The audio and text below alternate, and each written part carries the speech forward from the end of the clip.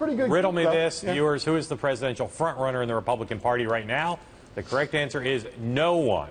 It's been generations since the GOP has lacked a clear establishment favorite atop the leaderboard this close to the Iowa caucuses, and the vacuum is making some Republicans very, very nervous. John, can you think of a scenario where there is a frontrunner for the party, a clear consensus frontrunner, before voters start to vote early next year? I can.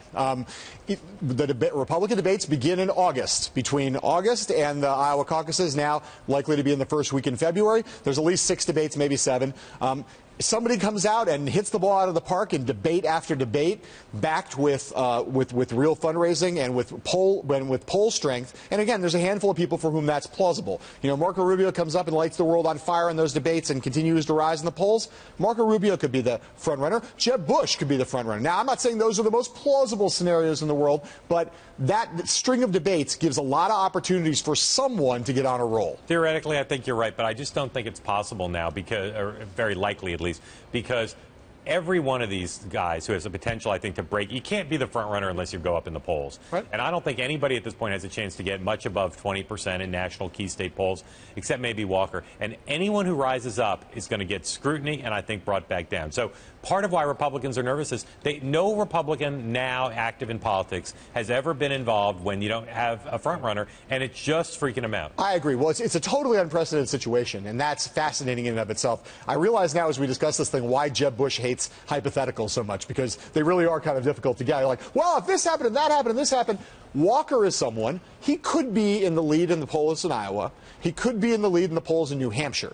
And again, combined with some good debate performances, Scott Walker could be the front runner. Right, but here's again, the thing. But here's the thing on the other he'll side. get scrutiny. That could bring him back here's down. The thing on the you other know. side. Bush, I don't think, can be the front runner. His polls numbers aren't going to go up very much, and people are going to say, even if wow, that's a big concession on your part. Even if his poll numbers go up, yeah. People are going to say, when the voters vote, the dogs won't eat the dog food. They won't vote for a Bush.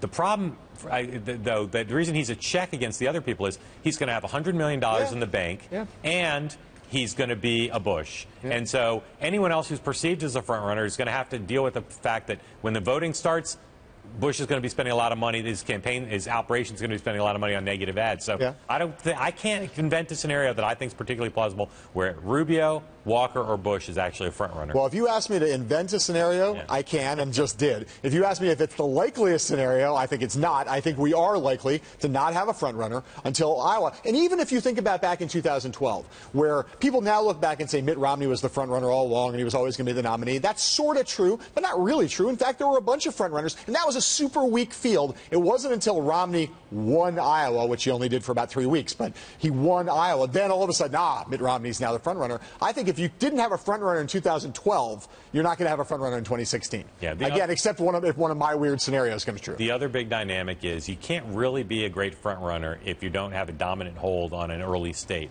And there's nobody, with the possible exception of Walker in Iowa, who's going to have a hold on an early state. I don't even think he's going to have a dominant hold on that state. He might be in the lead of the polls, but everybody will be conceivably within the margin of error, and so it may play to your point. I think it's not going to happen. Yeah.